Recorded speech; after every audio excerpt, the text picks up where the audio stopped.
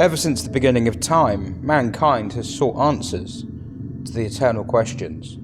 What was there before the Big Bang? What's the meaning of life on this planet? And what's that yellow thing on the wall? That yellow thing on the wall is a Noble M10, otherwise known as a giant Lego set with no instructions, that nobody on YouTube has ever documented the rebuild of before, meaning I can't copy their homework. That's weird, it doesn't say that in the brochure. This video is an intro to a mini-series I'm doing on the process of trying to figure out how to put this car back together. And actually putting it back together. Oh, we'll probably do that too. And also we can find out what this car has to do with the French Revolution. So this car is a Noble M10. Noble was a British sports car company. In fact, I think it might still be a British sports car company. Eventually based in Leicester, I think. But started in Leeds. It was started in Leeds by a man called Lee Noble. Not Flaminio, not Giovanni. Lee. Beautiful British name. Started by him in, I think it was in Leeds. He was known in the automotive world. He was a racing driver. I don't know what level, but he was a racing driver. He was also the designer and engineer of a number of replica kit cars, if you like, but higher end kit cars. You've got a Ferrari P4 replica, Lotus 23, and he teamed up with a guy. I mean, I'm guessing it was a guy called Ted. I don't actually know. I'm just using my background knowledge on this one. I'm assuming he teamed up with Ted Marlowe to create Ultima. At some point, Ultima and Lee went different ways. I don't know the full story of that. Maybe people can fill me in on the comments. But yeah, Lee went off his own way. In 1999, he decided he was going to start making his own cars. He liked mid-engined, rear-wheel drive sports cars. That was his thing. It's also his thing of being a bit of a chassis engineer, because anyone who drives one of these cars that he's designed, you can kind of tell. You can tell when you drive an Ultima, you can tell when you drive a Noble. There's this, they ride. They're not soft, but they ride like they're soft. It's hard to explain. Yeah, brilliant at this. Now, he had designed, up until this point, 10 cars. 1999 or 1998, I'm guessing this would have been. He had designed 10 cars, as I say. This was his first Noble. So although he'd done 10 already, this is the first Noble, an M10. 10 cars? 10? Coincidence? Maybe, maybe not. But then there was no M11 or M13, so maybe he doesn't like odd numbers. So this was it, this was the M10. The M10 has a distinction of being the first car that Noble made. I believe it's also the only model of all the Nobles made that was wholly made in the UK. We'll get onto some of the later models in a bit, but obviously a lot of people know that parts of those were assembled in South Africa, or the majority of production was done in South Africa. You know, British designed, but it doesn't really matter, does it? But yeah, these ones were actually built in the UK. They're a fully UK car. I think it's the first two M10s are actually built at his home, in his garage at home. Certainly the first one was. The first one was a blue one, which originally came with, I think, a Ford CVH or something miserable. But I think it was probably just to prove the concept, basically. He probably saw this car as more of a Lotus Elise rival, so maybe that's why they went with a 1.8. I don't know. So in 1999, he's released the M10, and nobody noticed. This is not a well-known car.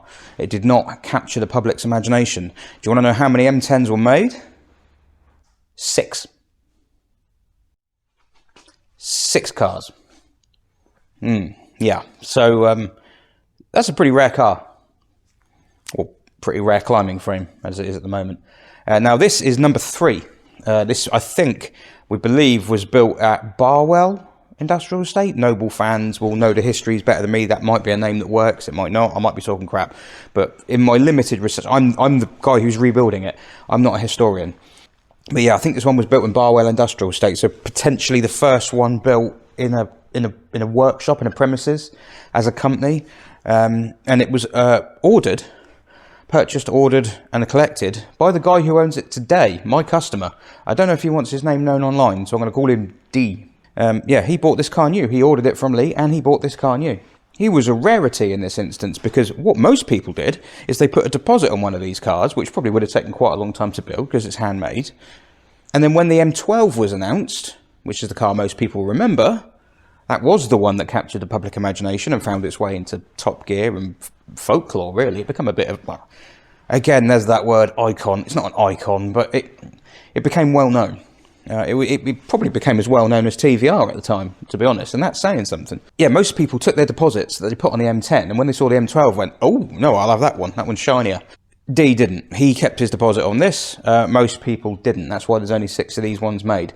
The M10 is a convertible. It's a full soft top convertible, the only Noble that was. The M12 is the car that replaced the M10, and that's the car that most people are going to think of when they think of Noble. There are some similarities. For example, the Mondeo rear lights, the Mondeo sourced engine. There are a lot of similarities between the two cars. They're kind of like, you can tell they're related, but at the same time they're quite different. The M12 is much more aggressive, a lot faster, mainly because it has 2 turbochargers.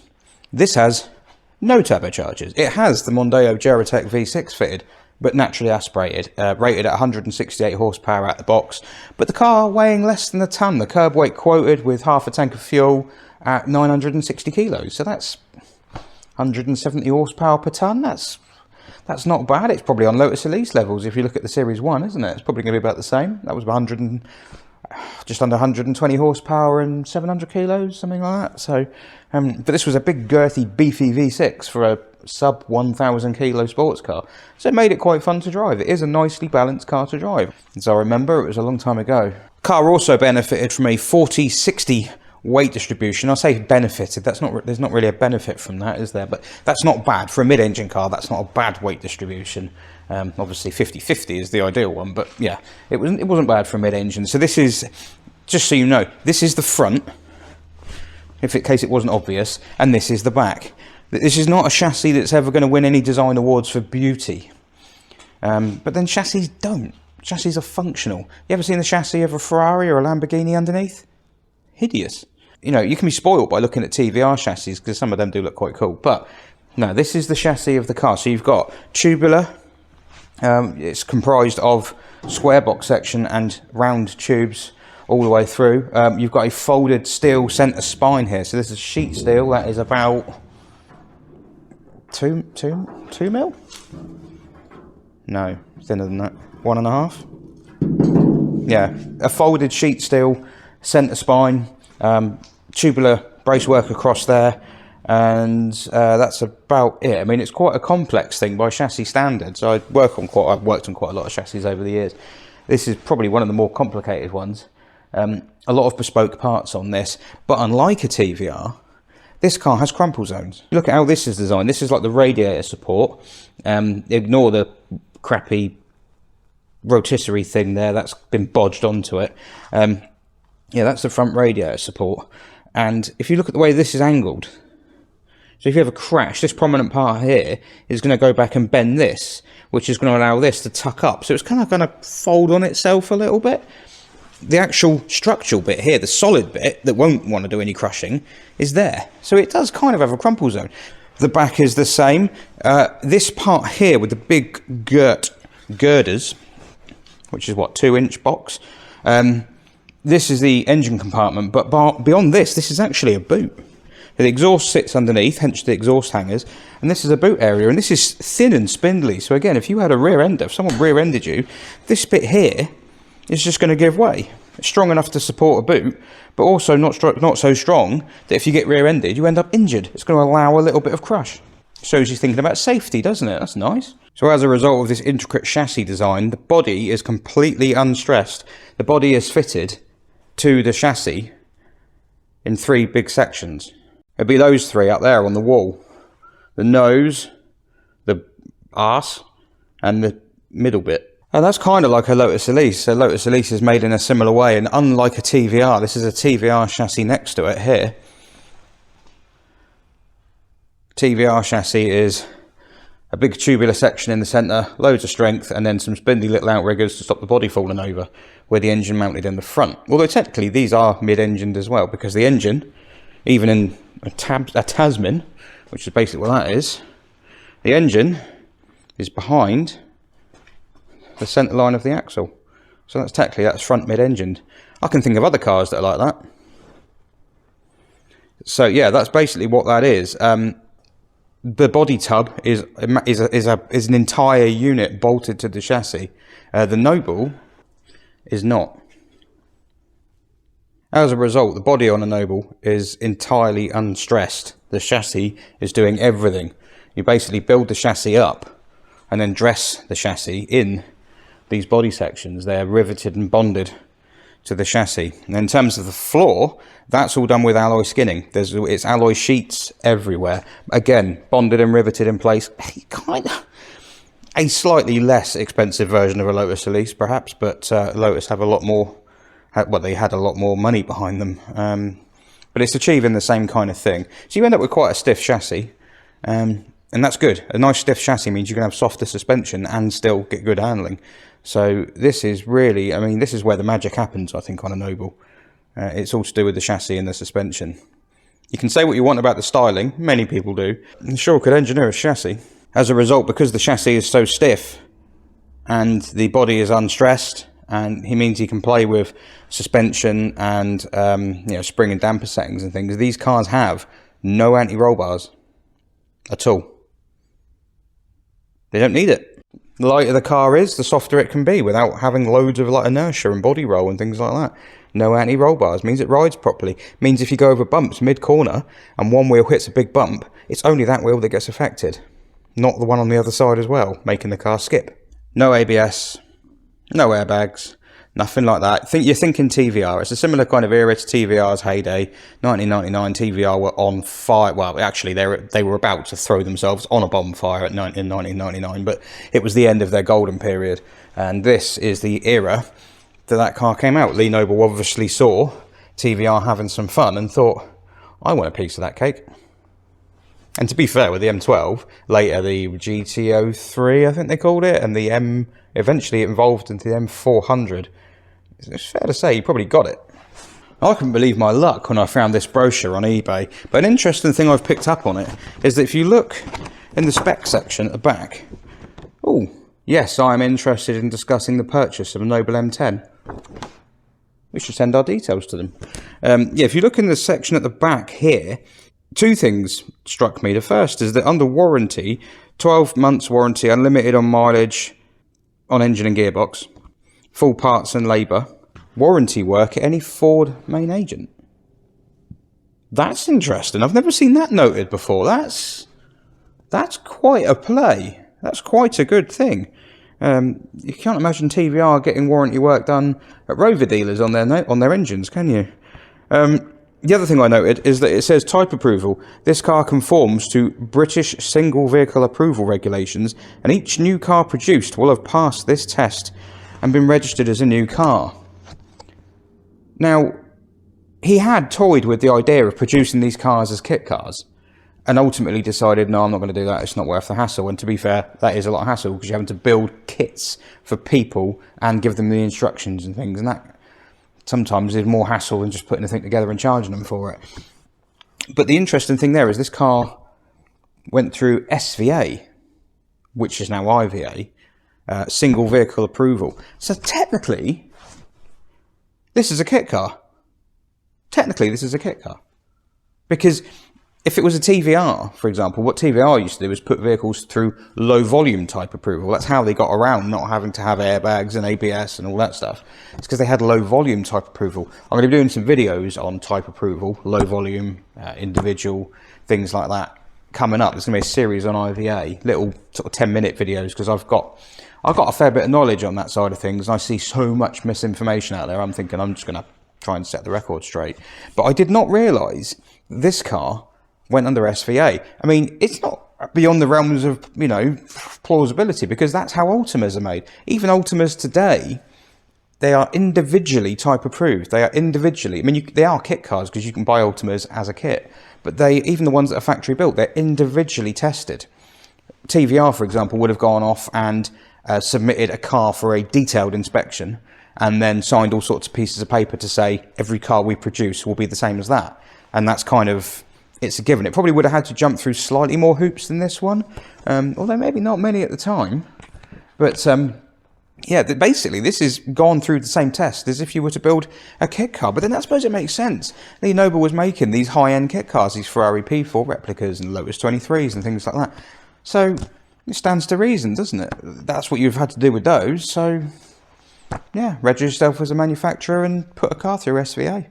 It works. But I didn't know. I always thought Noble, I thought would have been more like TVR. In the low volume type approval, so that's interesting.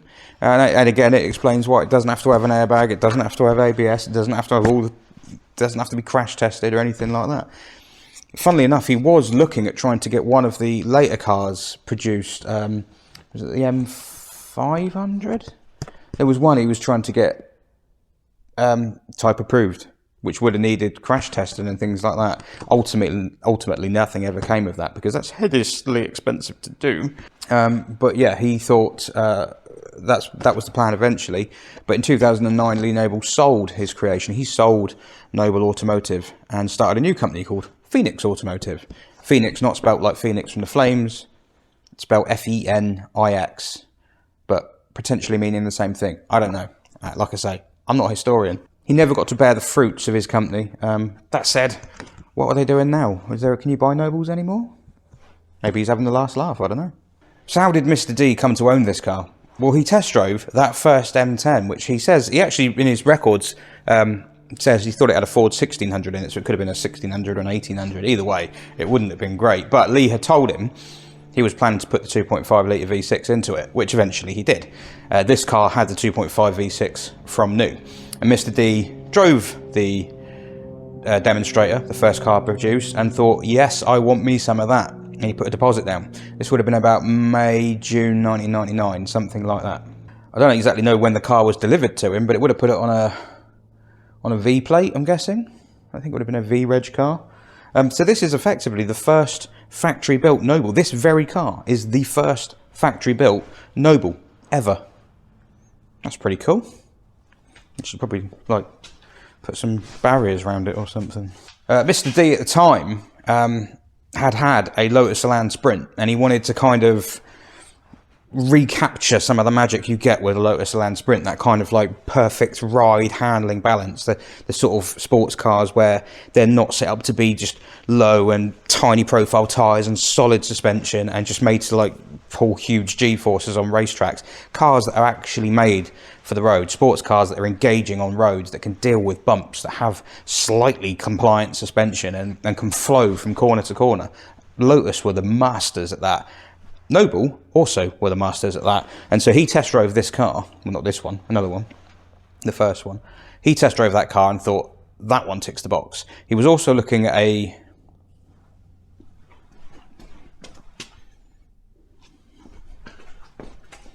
Belva, I don't know what that is, I'm going to put a Googled picture of it here, and a Cyclone. Again, no idea. I mean, I'm a kit car specialist, effectively. I've never heard of those. I have heard of Ultima. He was looking at those too, and he was also looking at a Gardner Douglas Cobra, I think, which I would not have gone for. Well, it's a replica. This isn't a replica. This is a car in its own right. I wouldn't want a replica. I think he's done the right thing. And also, this is a proper car. You could actually use this thing. Yes, it's a convertible, so it probably leaks if it rains, but it's a convertible with two simple doors. You ever tried to get in and out of an Ultima? It's a bloody nightmare. I believe at the point where Mr. D test drove the car, he was actually advertising them as kit cars. So that's an interesting side note. And that'd actually be why it couldn't have low volume type approval, because if he was offering to sell them as a kit, you can't have low volume type approval. You have to commit to building all of them yourself. Hence why TVRs were never available as kit cars.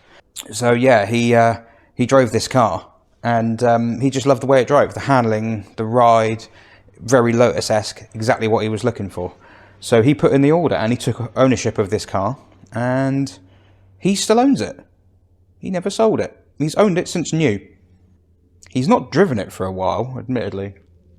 In fact, there's actually some good fortune that the car even exists today, because it came here some time ago. It probably would have been during one of the lockdowns. It came in for a chassis restoration. Why does it come to a Citroen specialist for a chassis restoration, you might be asking? Well, despite the fact that we are surrounded by these hydropneumatic heathens, that's not my bread and butter. That's not my line of work. My line of work is TVRs and anything a little bit kit car-y. It used to be a lot of kit cars, but the kit car market in the UK is not a healthy one. And, well, to be honest, they don't make sense to work on for people because it just takes so long to do, like this is. So you have to be fully committed to your kit car. Most people buy a kit car because they want to save money. They want to, spend a little bit, but get a sports car that gives them a lot. And what happens if you give your kit car to a garage to work on is your kit car that cost you a little bit ends up costing you this much when it would have cost this much to buy an MX-5 or a Z4 or whatever. So it's kind of a pointless exercise. It only makes any sense if you actually do the work on it yourself at home. Hence, I don't work on them very often here. Predominantly, my work is TVRs. I've been a TVR fanatic for many years. I'm not really a fanatic anymore because, to be honest, it's busman's holiday. But yeah, TVR fanatic, enthusiast. Probably will be one day when this place ends. Probably will feel the love again. But one of the main problems with a TVR is the chassis rust, which is understandable because they are powder coated. They are just steel chassis that are powder coated. No, powder coating is not the best thing you can do to a car chassis. Obviously not. But TVR were building cars to a price that, yes, they could have galvanized them somehow. They could have painted them in many different paint systems that, will never ever corrode. But they couldn't afford to. They're building these cars to a price. If they were trying to do all this stuff, it would have been a Porsche 911 rival, not a Porsche Boxster rival. And no one would have bought one. And it's a similar sort of thing with a Noble. Again, powder coated from new, because you have to be pragmatic. You've kind of got to weigh up this thing. How long's the car actually going to last? Yeah, okay, the fact it's powder coated means that in the future it will corrode away. But this car is, 25 years old, 26 years old this year. So let's cut it some slack. It's done okay. And the one behind it is 40 years old this year, that chassis. So it is doable. Yes, the powder coat all flakes off, but you can recover these things. It's steel. And that's what I've had to do with this one. So basically, it came in here, would have been during lockdown, I think around that kind of time. It had sat for a long time. Mr. D's personal circumstances had meant that he had just been very busy. He had other cars. He was kind of in between places to live. And he had, the place he was at the time didn't even have indoor parking. So this thing sat outside for a long time and it was in a bit of a state. I've known this car since 2012, maybe. It came in before. There were some issues with it. I think the fuel sender unit gasket had perished and clogged up the fuel tank. Had numerous problems with the boot release at the back. It's not come in for anything major, but it has come in for bits and bobs over the years. I also upgraded the inlet system to ST200 spec because I had a Mondeo ST200 at the time. And basically said, well, I know that if you get this inlet manifold and this throttle body and all these bits and bobs off an ST200, you can bolt all this stuff on and it won't give you the 205 horsepower because you've got to do the camshafts and things as well. But it will give you something. And we roll and roaded it. I found the dyno graph the other day. Took it to 176 from 168 just with an inlet manifold. So that's pretty good going. So yeah, 176 this one's on now with the ST200 manifold. And then didn't hear of anything from it for a while because, again, it had kind of sat around. Each time it had come in, it had sat around and it had looked a bit sad because you're just a busy guy, doesn't have time to drive it. But when it came in during lockdown, it really was in a bit of a state. I mean, it was mouldy inside. The fuse box was sitting in a pool of water pretty much. The wiring on the car has not been brilliant. In places, whether that's factory or whether it's been modified in the past, I don't know. And we've actually, I think, built an entire new fuse box for this thing now, so it can all go back in because the system that was in it was not brilliant. So yeah, it came in for all that, and then we stripped it down. So we sent it away, had it shot blasted, found there were some issues with rot, cut all that out, replaced it.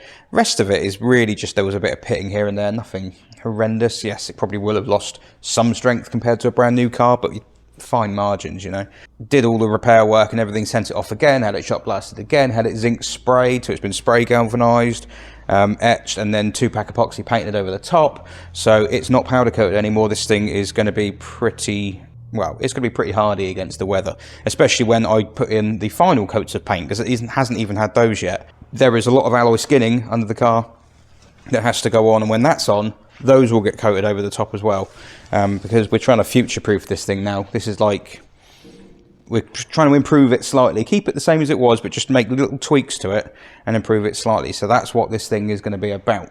Now, I say we in all this to rebuild it. It's me, really, because, well, I'm not the person who took it apart. No, I didn't do it. I've not actually done anything on it. But I am the person who's got to put it back together. I don't have any instructions. I have some pictures, but not many, and the ones I've got are a bit... Well, the man who took those pictures will admit freely he is not a photographer. So, yes, that's going to be fun. Basically, it's just a giant Lego set with no instructions. And it's not even like you can go online and hit the forums and go, oh, guys, if you've done one of these in the past, where does this bit go? Because no one else has. One guy's reached out to me and said that he knows a guy in Greece who rebuilt his. So there might be some usefulness in that. The fella who stripped the car down did label some of the stuff. So there are some labels on some of the bits, if they're not obvious as to what they are, but a lot of it there is not. And it's going to be a bit of a fiddle to try and figure out where all this goes. But figure it out we must, because this thing needs to go back on the road. It's been off the road a very long time. The fact it's been here so long actually has helped it. This is going to sound strange. As I say, personal circumstances for the customer. He has been in no hurry to get this thing back because he hasn't got anywhere to put it. And if he had had it back earlier last year, where he was living at the time, there was a flood, a quite significant flood. A flood to the point that the whole area that he was living in has basically been cordoned off. You can't go in there. The sea level came in and the groundwater level came up. It was on the seafront, high tides, waves and groundwater level, which came up through the sewers. You can imagine how that went. They woke up in the middle of the night to car alarms going off, looked out the window and went, oh, luckily their place was on a little hill. So it was like a little moat around the outside of it, but everyone else had a very bad night. Had this car been with him at that time, it would have been written off like his Porsche 911 Turbo was. Yeah, it was that bad. It wrote one of those off.